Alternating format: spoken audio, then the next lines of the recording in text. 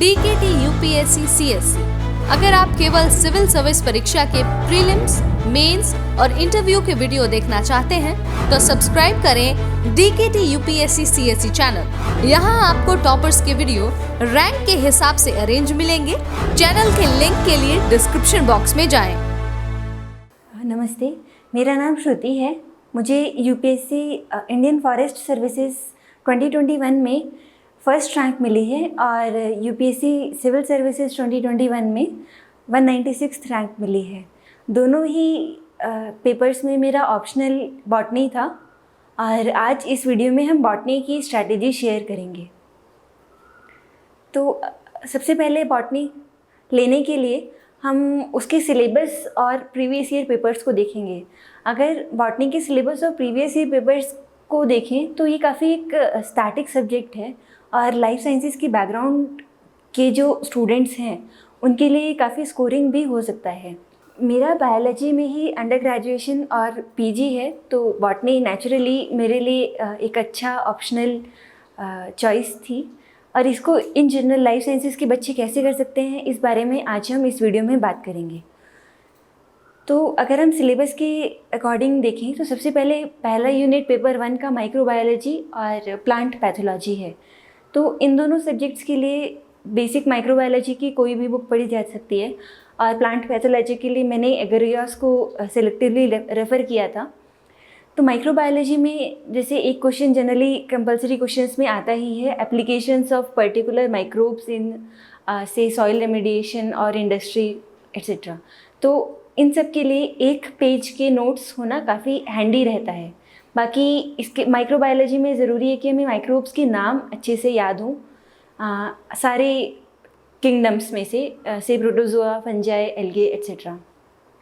Plant pathology भी काफ़ी scoring portion रहता है क्योंकि इसमें हमें लगभग 20 डिसीज़ेज ही याद करनी है और कौन सी 20 डिसीज़ेज याद करनी है ये हमें प्रीवियस ईयर पेपर्स को एनालाइज करके समझ में आता है। डिसीज़ेज मोस्टली रिपीट होती हैं और हर डिज़ीज़ का हमें फॉर्मेट सेम रखना होता है।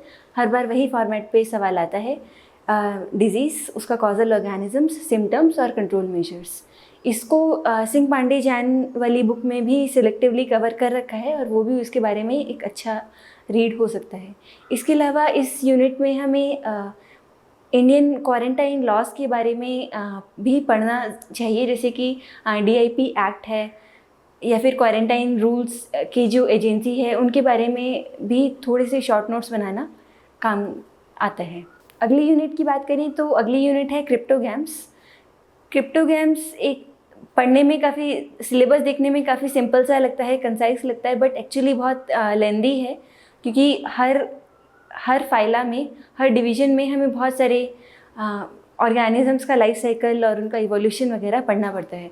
तो पूरे क्रिप्टोग्राम्स के लिए मैंने एक ही बुक रेफ़र की थी, सिंह पांडे जैन, और इसमें से भी कुछ पर्टिकुलर ऑर्गेनिजम्स या जीनस ज़्यादा इंपॉर्टेंट होते हैं और अगेन हमें प्रीवियस ईयर पेपर्स को एनालाइज करके समझ में आता है कि ये वाले क्वेश्चंस पर्टिकुलरली काफ़ी बार रिपीट होते हैं। कुछ कभी कभी नए भी आते हैं, जैसे इस बार के पेपर में राइजोपस पर सवाल पूछा गया था जो कि प्रीवियस ईयर पेपर्स में पिछले 7-8 साल में नहीं है। तो क्रिप्टोग्राम्स हमें एक स्टैंडर्ड बुक से ठीक से कुछ लाइफ साइकिल्स को एटलीस्ट अच्छे से कवर करना पड़ेगा with their life cycles and structures of various parts. Third unit phanerograms की भी काफ़ी स्कोरिंग और इम्पॉर्टेंट यूनिट रहती है। इसमें हमें दो चीज़ें अगर हम ब्रॉडली डिवाइड करें तो कवर करनी है, एक जिम्नोस्पर्म्स और एक एंजियोस्पर्म्स। जिम्नोस्पर्म्स अगेन हम किसी भी स्टैंडर्ड बुक से कवर कर सकते हैं, बट उसमें जो फॉसिल जिम्नोस्पर्म्स हैं और इवोल्यूशन ऑफ जिम्नोस्पर्म्स का जो कंसेप्ट है या फिर जिंको की एडवांस्ड फीचर्स, इस तरह के जो टॉपिक्स रहते हैं वो काफ़ी बार रिपीट होते हैं और इनको हमें स्पेशल फोकस के साथ किसी बुक से कवर करके शॉर्ट नोट्स बना लेने चाहिए। एंजियोस्पर्म्स में सिस्टमेटिक्स या टेक्सोनॉमी में फिर से ये काफ़ी स्कोरिंग हो सकता है क्योंकि हर साल एक फैमिली एटलीस्ट आती ही है और हमें अराउंड 20 फैमिलीज़ अच्छे से याद करनी है। तो फैमिली लिखने का फॉर्मेट इन्फ्लोरेसेंस से शुरू होता है और फ्लोरल फार्मूला या सीड पर ख़त्म होता है। तो एक अच्छा फ्लोरल डायग्राम और कौन से फ्लावर का वो डायग्राम है ये मेंशन करना और सारी सब हेडिंग्स के नीचे जैसे फ्लोरेसेंस, कैलिक्स, करोला, इनके नीचे उनका थोड़ा थोड़ा डिस्क्रिप्शन देना सफिशिएंट रहता है। इनको याद करने के लिए हम आसपास एक्चुअली इन फैमिली के फ्लावर्स को अगर ऑब्जर्व कर सकें तो वो हमें याद करने में हेल्प करता है। इसके अलावा टेक्सोनॉमी में जैसे हर्बेरिया, इस तरह के जो छोटे छोटे टॉपिक्स हैं, उसके लिए गुरचरण सिंह एक अच्छी रेफरेंस बुक है।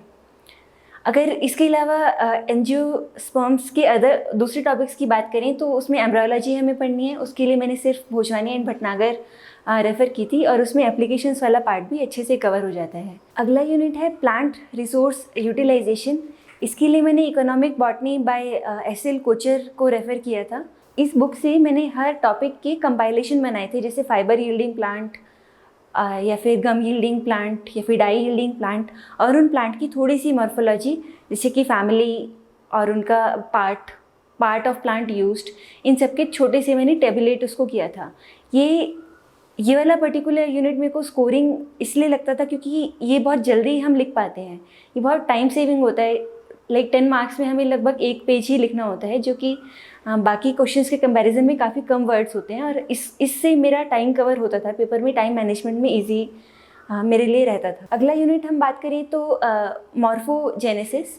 इसको भी हम एक स्टैंडर्ड बुक से कवर कर सकते हैं और थोड़ा प्लांट स्पेसिफिक मैनर में टिश्यू कल्चर के टॉपिक्स हमें कवर करने होंगे।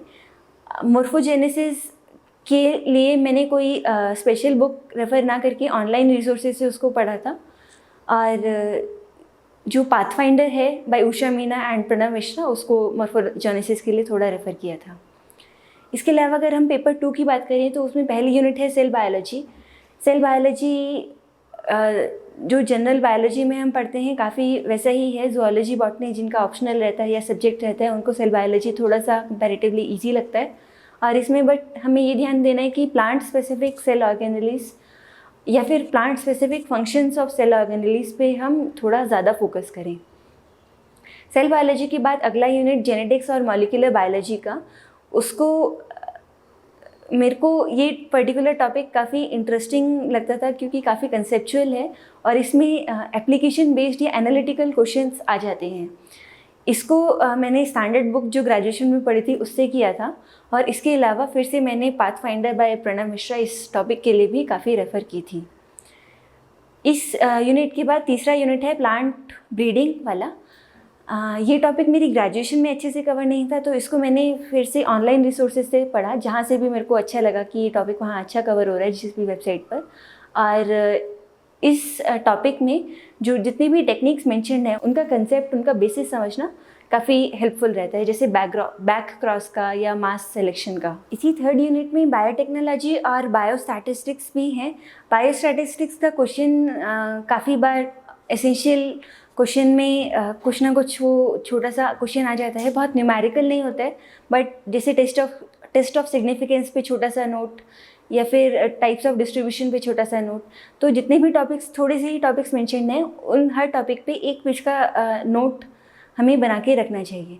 बायोटेक्नोलॉजी अगेन जो प्लांट स्पेसिफिक टेक्निक्स होती हैं, जैसे कि plant specific techniques of gene transfer या general techniques of gene transfer, ये काफ़ी बार पूछा जाता है और इस तरह के टॉपिक्स को करना रिलेटिवली सिंपल भी रहता है। इसके अलावा फोर्थ यूनिट है फिजियोलॉजी वाला, फिजियोलॉजी एंड बायोकेमिस्ट्री। ये काफ़ी लेंदी और इसमें बहुत सारी साइकिल्स हैं, ऐसा यूनिट है।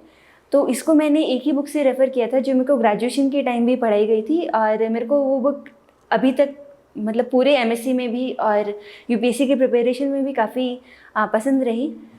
SL. Kochhar and S K. Gujral की प्लांट फिजियोलॉजी की बुक है। उन्होंने उसमें बहुत ही simplified C3 cycle, C2 cycle, C4 cycle, इन सब के डायग्राम्स बहुत ही सिंप्लीफाइड मैनर में बता रखे हैं। बायोकेमिस्ट्री भी काफ़ी हद तक उस बुक से कवर हो जाती है। बाकी मैंने थोड़ा सा ऑनलाइन सोर्सेज से किया था, जैसे कि AK लेक्चर्स फॉर बायोकेमिस्ट्री। इसके अलावा जो फिफ्थ यूनिट है इकोलॉजी एंड प्लांट ज्योग्राफी, इसमें ये एक ऐसा टॉपिक है जो कि जनरल स्टडीज़ के टॉपिक्स से थोड़ा ओवरलैप करता है, और जो हम करंट अफेयर्स में पढ़ते हैं उसको इस यूनिट में इनकॉर्पोरेट करने का थोड़ा स्कोप रहता है। तो इकोलॉजी मैंने PD शर्मा से किया था, जो उसका स्टैटिक पार्ट है, जैसे कि सक्सेशन या बायोरेमेडिएशन एट्सेट्रा।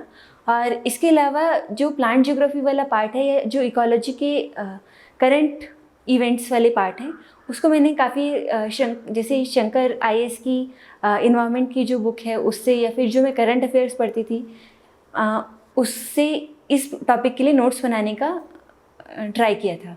जैसे कि फॉरेस्ट सर्वे ऑफ इंडिया की रिपोर्ट आती है, या फिर कन्वेंशन ऑफ बायोडाइवर्सिटी की कुछ हम टारगेट्स मीट कर रहे हैं, या कुछ नया national park, wild life sanctuary, ये सब इस टॉपिक में हमें मेंशन करने का स्कोप रहता है, और वो काफ़ी इम्प्रेसिव भी रहता है अगर हम उन सब करंट इवेंट्स को इस टॉपिक के आंसर्स में इनकॉर्पोरेट करें। तो ये तो ओवरऑल अगर हम बॉटनी स्ट्रैटेजी की बात करें तो इस तरह से हम सिलेबस कवर कर सकते हैं। अगर हम IAS और IFOS दोनों के लिए बॉटनी ऑप्शनल रख रहे हैं तो थोड़ा सा हमें प्रीवियस ईयर पेपर्स को देखकर एनालाइज करना होगा कि टाइप्स ऑफ क्वेश्चंस थोड़े से डिफरेंट रहते हैं फॉरेस्ट सर्विसेज में और सिविल सर्विसेज में। फॉरेस्ट सर्विसेज के फेवरेट क्वेश्चंस कुछ अलग है, जैसे कि प्रोजेक्ट टाइगर वहाँ पे कई बार पूछा गया है, बट सिविल सर्विसेज में इसमें उसको उस पर क्वेश्चन नहीं आया है। तो इस तरह से हमें प्रीवियस ईयर पेपर्स का बहुत ध्यान रखना होगा कि कौन से पेपर में क्या पूछा जाता है, और उसके बेसिस पे अपने सिलेबस को, अपनी रीडिंग को लिमिट करना होगा। तो प्रीवियस ईयर पेपर्स से मैं सजेस्ट करूँगी कि टॉपिक वाइज क्वेश्चंस को हम डिफरेंट अलग अलग करके अलग अलग पेजेस पर उनको लिख लें। एक निखिल सर का डॉक्यूमेंट है 2017 का, जहाँ पे उन्होंने 2016 तक के पेपर्स को या 2015 तक के पेपर्स को टॉपिक वाइज सेग्रीगेट किया है। उसके आगे के पेपर्स को भी हमें टॉपिक वाइज सेग्रीगेट करके उनको ध्यान में रखते हुए ही अपनी प्रिपरेशन को कंटिन्यू करना चाहिए।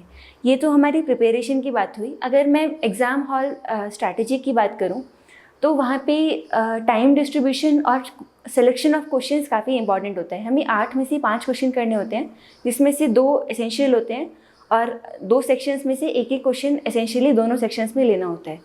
तो आराम से एटलीस्ट 5 मिनट लगा करके हमें क्वेश्चंस सेलेक्ट करने चाहिए कि 8 में से कौन से 5 हम अटेम्प्ट करने वाले हैं, क्योंकि हर क्वेश्चन के 3 पार्ट्स होते हैं और कॉम्बिनेशंस हमें देखना है कि कौन से कॉम्बिनेशंस हम बेस्ट अटेम्प्ट कर सकते हैं।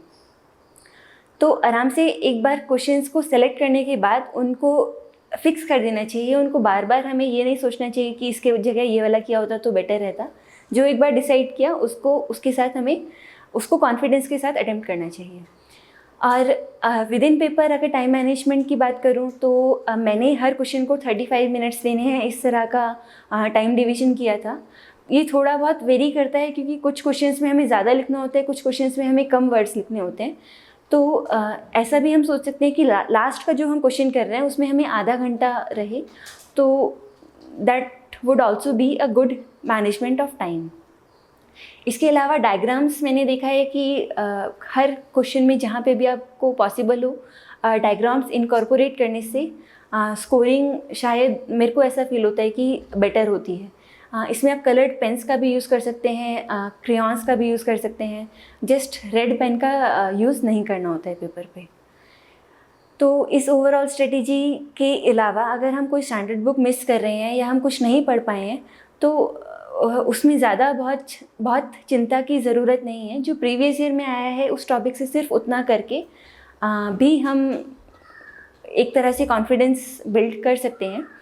और इन टॉपिक्स में से जो टॉपिक्स मैं नहीं पढ़ पाती थी स्टैंडर्ड बुक से, तो उसके लिए मैंने pathfinder of life sciences he refer की, और कुछ टॉपिक्स उसके बाद भी मेरे छूट गए।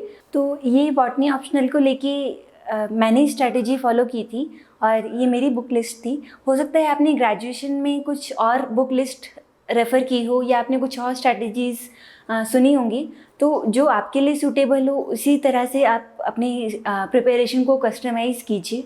बस सिलेबस और प्रीवियस ईयर पेपर्स को ज़रूर ध्यान में रखते हुए अपनी प्रिपरेशन कंटिन्यू कीजिए।